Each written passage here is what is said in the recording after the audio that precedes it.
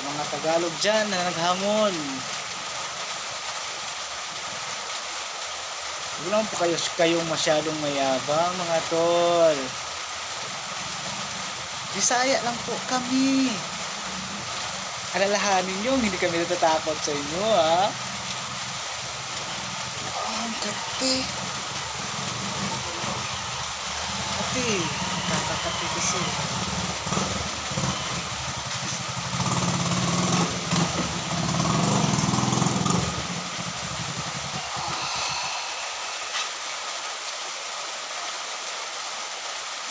Hinahamon ko yung mga naghahamon.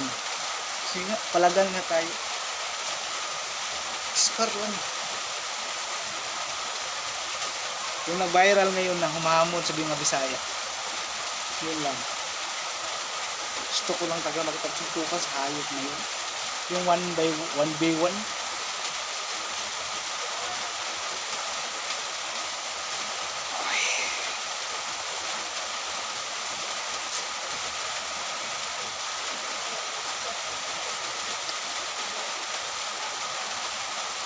Pakilala nyo ako sa mga tao naghahamon ng mga Bisaya. Please lang po.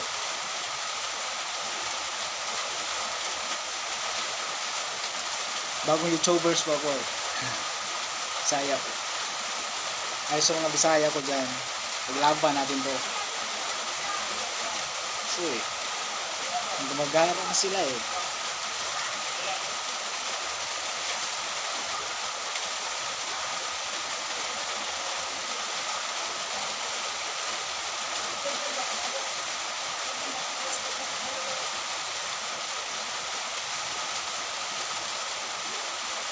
Bago kayo maghamon ng Bisaya, dapat ganito kalaki yung braso niyo. Kasi ganito kasulit.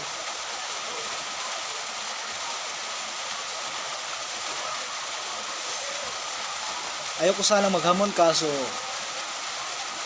wala eh. Sobrang nayayabangan ako. Tapos yung naghamon. Puta niwang. Kulang yun.